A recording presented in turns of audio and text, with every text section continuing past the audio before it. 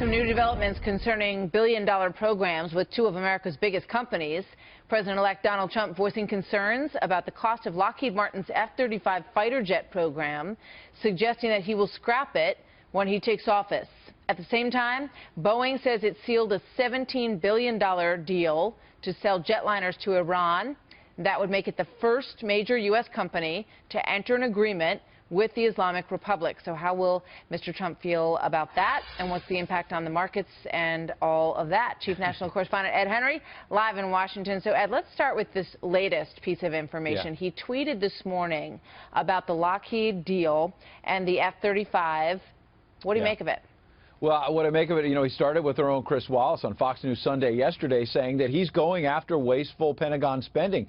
And normally you would think a new president, particularly a Republican coming into office, would be all for defense spending, which he said he wanted during the campaign. And he still says, Donald Trump, that he wants it, but he wants it not to be wasteful, that there's billions of dollars that's going down the drain. And this is why his critics say, look, he's going after these companies, he's unpredictable. And his supporters say, wait a second. That's what they want in a president. That's why they went out and voted for him and elected him, because they think he's going to take on these sacred cows. So look at this tweet this morning about Lockheed Martin.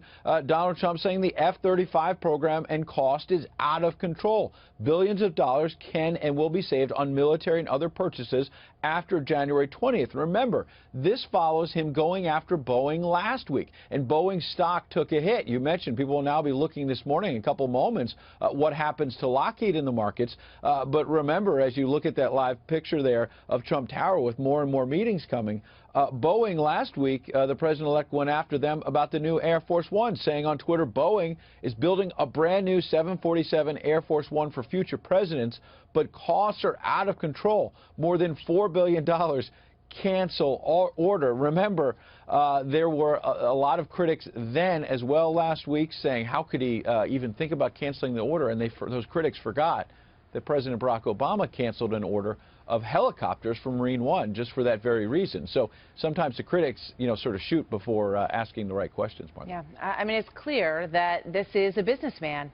He looks at the bottom line, he looks at the costs, and these contracts that are entered into for military equipment, have a very inefficient bidding process. This has been a long time story. I mean, this is a reformer. From what I'm hearing, all the conversations that are had are about reform in all of these agencies. Right.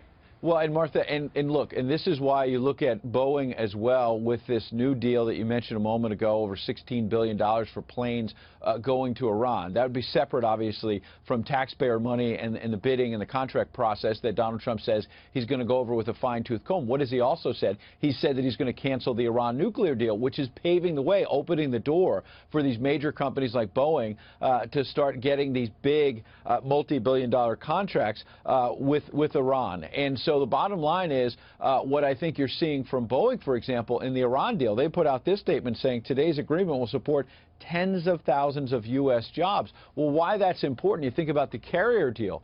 These companies like Boeing are looking at Donald Trump being very unpredictable, going at them on cost overruns, maybe going after Boeing now on this separate issue of selling planes to Iran. And they're saying, well, hold on, Mr. President-elect, this will mean U.S. jobs. And again, critics are going to say this is very unpredictable and it's messy, and Donald Trump's supporters are going to say, hold on a second. He's holding these corporations accountable and making them focus on what's important, saving taxpayer money in terms of government contracts and creating U.S. jobs, not just jobs over in Iran, but U.S. jobs here. Exactly right. I mean, you've got the federal spending on one side, and then you've got the question of U.S. jobs on the other side of that equation. And Airbus will get a lot of those airplane deals if we don't get them with companies in our country like Lockheed. So lots to chew over. Thank you very much, Ed. More to come. You too.